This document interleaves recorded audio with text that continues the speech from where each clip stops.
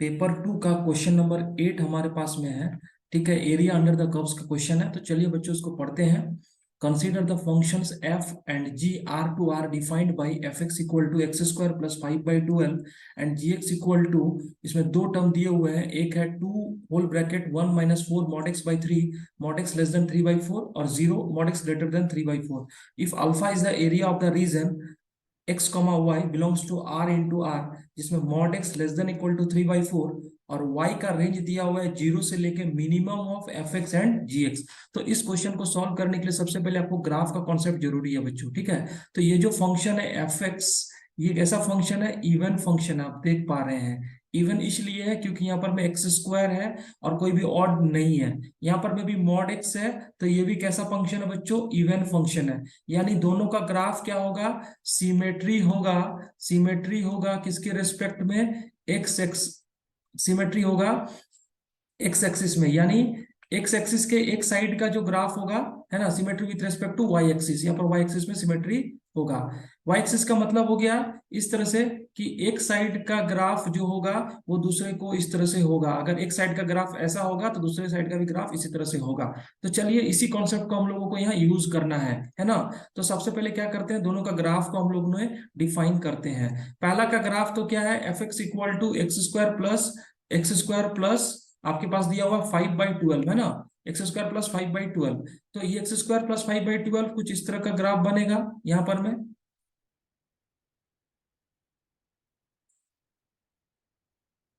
X और Y, यहां पर में फर्स्ट वाला फंक्शन क्या है? X square plus 5/12। ये क्या है? पैराबोला है। कौन सा पैराबोला है? अपवर्ड ओपन पैराबोला है। और इस तरह का पैराबोला आपको चलेगा, यहां से इस तरह का पैराबोला चलेगा। इसका मिनिमम वैल्यू बच्चों यहां पर में आ जाएगा। और ये मिनिमम कब होगा? जब x इक्वल टू 0 होगा। तो इसका वैल्यू हो जाएगा एफ एक्स इक्वल टू 5/12। यानी ये जो पॉइंट होगा P, इस P का कोऑर्डिनेट आपके पास में हो जाएगा 0,5/12। ठीक है ना। इसी तरह से ये जो g फंक्शन है, ये g फंक्शन का क्या है? स्ट्रेट लाइन है। आप देखो स्ट्रेट लाइन है। अगर यहाँ पर मैं x ग्रेटर देन 0 कर देते हैं, x ग्रेटर देन 0 कर देते हैं इसको, तो हो जाएगा 2 × 1 माइनस 4x डिवाइड बाई 3। और ये स्ट्रेट लाइन कुछ इस तरह का स्ट्रेट लाइन होगा, जिसका अगर x इक्वल टू 0 पुट करेंगे, यहाँ पर में x इक्वल टू 0 पुट करेंगे तो y का वैल्यू क्या मिलेगा? 2 मिलेगा यहाँ पर में। और अगर y इक्वल टू 0 पुट करेंगे, y इक्वल टू 0 पुट करेंगे तो I will get x equal to 3/4। यानी कुछ इस तरह का स्ट्रेट लाइन होगा। ये आपका यहां पर में एक पॉइंट आएगा, ये पॉइंट आपके पास में आ जाएगा 3/4 कॉमा 0। और यहाँ पर में हाइट कितना है इसका? 2 है। इसका 5/12 है। डेफिनेटली यहाँ से ऊपर चला जाएगा इस तरह से, ये क्यू पॉइंट हो जाएगा। ठीक है, तो कुछ इस तरह का ग्राफ यहाँ आपको बनेगा। कुछ इस तरह का ग्राफ बनेगा यहाँ पर में। ठीक है, तो जब इधर बनेगा तो ये मॉड एक्स है, सिमेट्री होगा। इधर में भी बनेगा इस तरह से कुछ ग्राफ। ठीक है, तो ये ग्राफ दोनों का बन रहा है।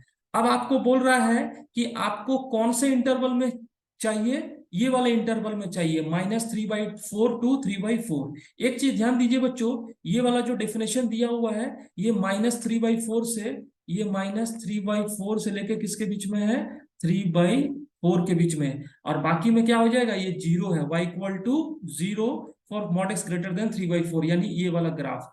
तो अपने पास में क्या होगा? जो भी ग्राफ अभी हमको ड्रॉ करना है, ये mod x less than equal to 3/4 के बीच में है। तो mod x less than equal to 3/4, that means आपको ये वाला पॉइंट सिमेट्रिकली हो जाएगा -3/4 कॉमा 0। अब आपने को बोल रहा है मिनिमम चाहिए। यानी मिनिमम में क्या है कि यहाँ पर ग्राफ को देखो, जैसे ये वाला रीजन में कौन सा मिनिमम है? ये मिनिमम है, ये मिनिमम इस तरह से मिनिमम है।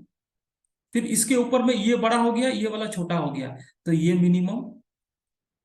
फिर इसके इधर वाले में ये मिनिमम, और फाइनली इधर वाले में ये मिनिमम।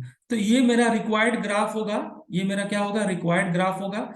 अब सवाल ये उठ रहा है कि ये जो पॉइंट है, अगर इसको मैं आर पी क्यू आर इसको s लिख लो और इसको m लिख लो, इसको क्या लिख लो, n लिख लो। तो अगर हम लोग ग्राफ को देख लिए यहाँ पर में, अच्छा यहाँ पर में y का वैल्यू क्या है, 0 से बड़ा है, 0 से बड़ा मतलब ये वाला पार्ट, ये वाला पार्ट, और मिनिमम एफ एक्स कॉमा जी एक्स, तो ये सैडेड पोर्शन। तो अगर थोड़ा इसको इरेज कर दिया जाए, जो मेरा रिक्वायर्ड ग्राफ है यहाँ पर बच्चों, जो मेरा रिक्वायर्ड ग्राफ है यहाँ पर में, दैट ग्राफ विल बी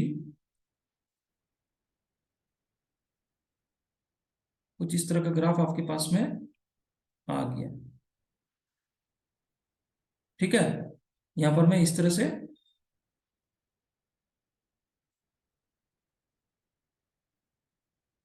ये ग्राफ हमारे पास में आ गया, जो कि हमारे पास में रिक्वायर्ड एरिया है। तो अपने पास जो एरिया होगा बच्चों, ये वाला पोर्शन का रिक्वायर्ड एरिया होगा, और ये दोनों तरफ से सिमेट्रिक है। तो सबसे पहले m और n पॉइंट्स को निकालना होगा।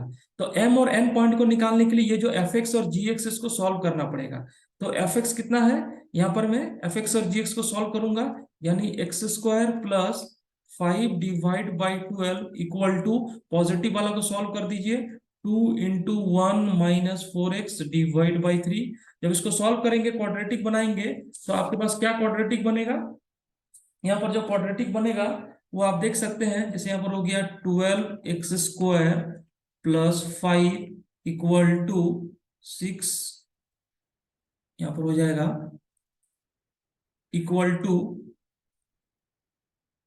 24 × 1 - 4x डिवाइड बाई 3। तो यहाँ पर में हो जाएगा 12x² प्लस 5 इक्वल टू, ये कितना हो गया, 24 - 32x। तो इसको सॉल्व कर देते हैं हम लोग, तो आपको आ गया 12x² plus 32x - 19 equal to 0। तो इसको फैक्टर बनाएंगे, तो आपको फैक्टर मिल जाएगा 6x plus 19 × 2x - 1 equal to 0।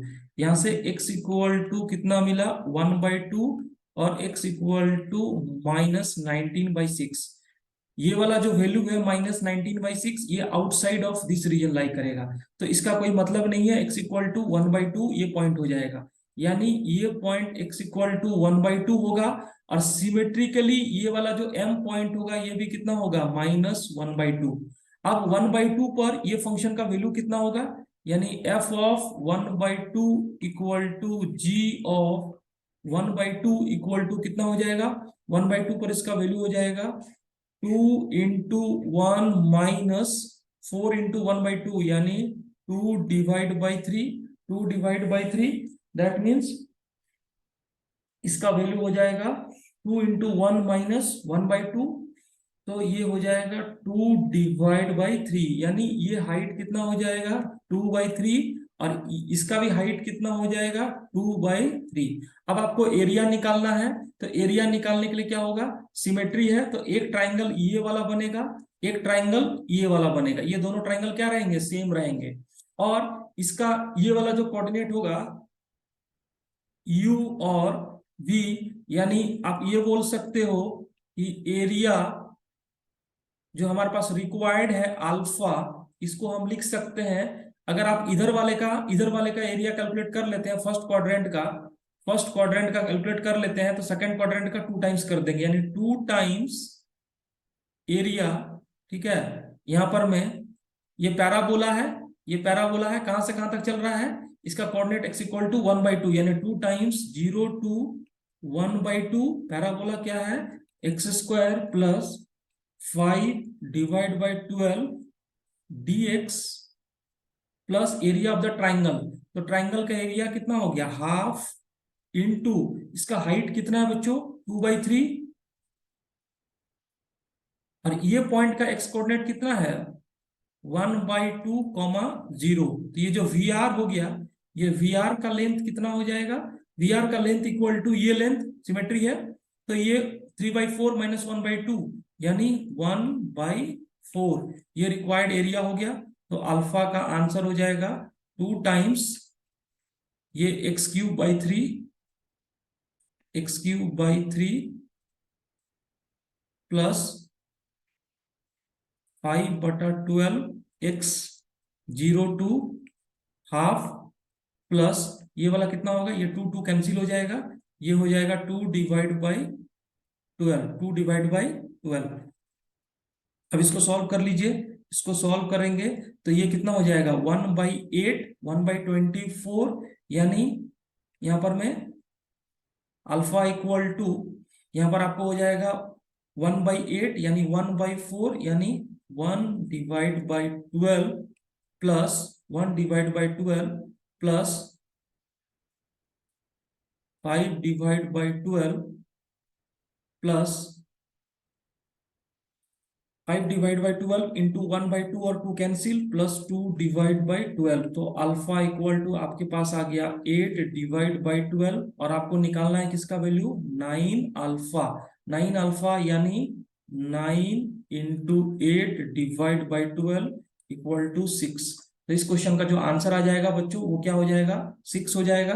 तो बेसिकली आपको समझना ये था यहाँ पर मैं, कि सबसे पहले तो आपको फिगर ड्रॉ करना था, सिमेट्री से फिगर ड्रॉ कर लिया और दोनों साइड का एरिया बराबर होगा तो 2 टाइम्स करके इसको आंसर निकाल दिया। तो ये रहा इस क्वेश्चन का एक्सप्लेनेशन। आई होप आपको समझ में आया होगा। Thank you my dear friends.